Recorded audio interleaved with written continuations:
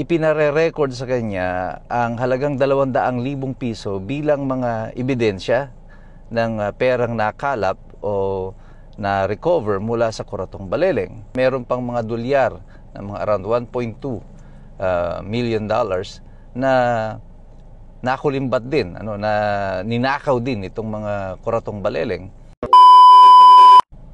Alam nyo ba, ni minsan hindi ko pa ibinoto si Ping Lacson. Anong dahilan? 2 words, Kuratong Baleleng. Ito po muli si Attorney Mike Operario at pag-usapan natin ito. At ito lamang po ang umpisa ng serye ng ating diskusyon tungkol dito sa issue na ito ng Kuratong Baleleng. Noon pong May 18, 1995, bumulaga po sa Pilipinas ang isang balita na nagkaroon di umano ng shootout sa flyover, pagbaba ng flyover dito sa Commonwealth Avenue, at 11 tao ang namatay. At ayon sa kapulisan, ito ay mga miyembro ng Kuratong Baleleng. Ako po ay bagong abogado pa lamang noon at kapipirma ko pa lamang sa Roll of Attorneys noong May 3, 1995. At pagkatapos ng 2 linggo, eto na, Kuratong Baleleng na. At ako'y bahagi na ng tanggapan ni Senator Rocco bilang isa sa kanyang mga abogado. Noon pong May 21, bigla pong sumulpot itong si SP Otto de los Reyes sa aming tanggapan.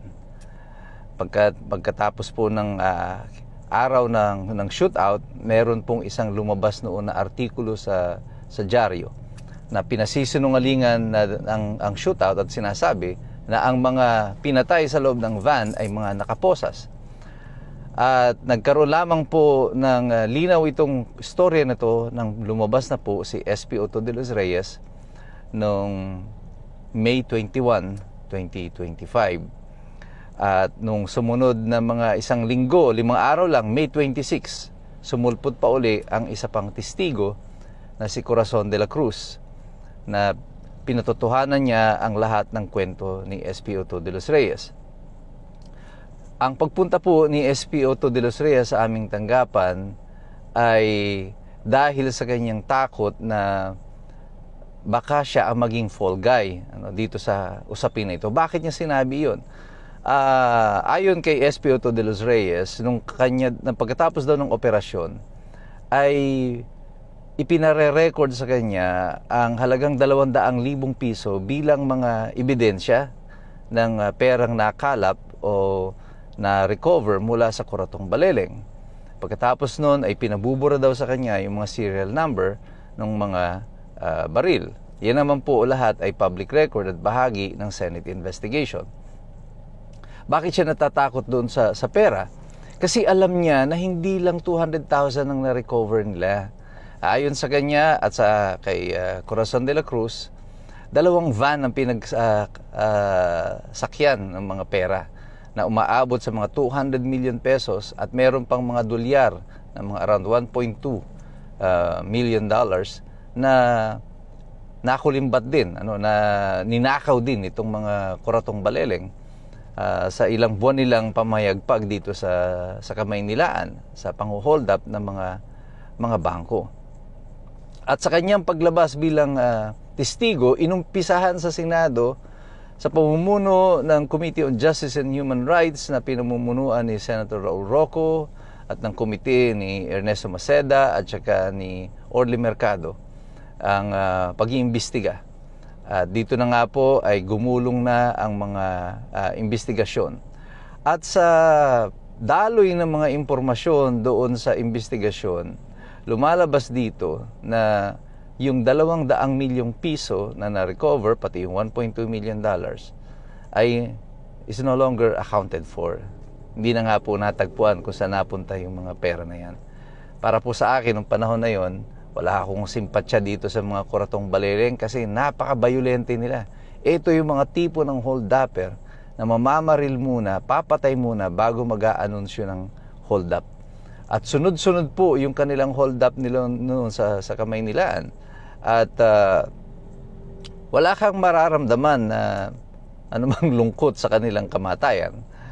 Subalit, ang punto dito ay bakit kailangan i-set up pa na parang may shootout, gayong nahuli naman na nila yung mga tao? Kung ang interest naman dito ay pera lang, o bakit di na lang sinalvage yung mga tao, binaon ng walang nakakaalam? Bakit kailangan may shootout pa? Sa mga pagtatanong doon sa Senado, lumabas na kapag pala may shootout, mayroong instant promotion ang mga involved doon sa operation.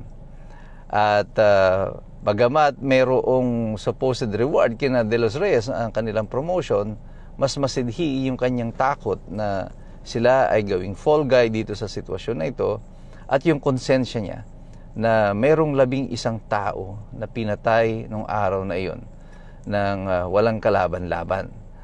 Well, 8 sa kanila ay inaresto sa Superville Subdivision sa Parañaque. Ito yung talagang mga miyembro ng Kuratong Baleleng. 3 sa kanila ay hinuli sa hiwalay na operasyon at dinala na lamang sa Camp Crame ayon sa testimonya ni SP Otto de los Reyes at saka ni Corazon de la Cruz. Si Corazon po ay isang lalaki. Iyon lang po ang kanyang pangalan. Pero matapos ang ilang oras ng pagkakadetine sa Camp Crame, sinakay nila sa van yung mga tao at nag-proceed sila papunta dito sa Commonwealth, at doon na nga nangyari ang putukan. At ayon kay SP Otto de los Reyes, talagang nakaposas yung mga tao at sila ay pinagbabaril in close range at walang shootout na naganap. At ito lamang po ang umpisa ng serye ng mga kasinungalingan na naganap doon sa Senado. At ikukwento ko pa sa inyo yung mga totoong nangyari doon sa investigasyon na yan sa Senado dito sa issue ng Kuratong Baleleng.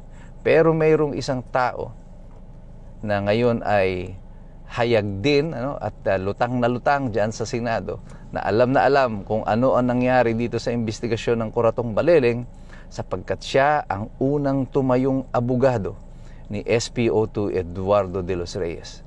At yan ay si Kiko Pangilinan, na ngayon ay umuupo kasama ng mayorya, kasama ni Ping Lacson.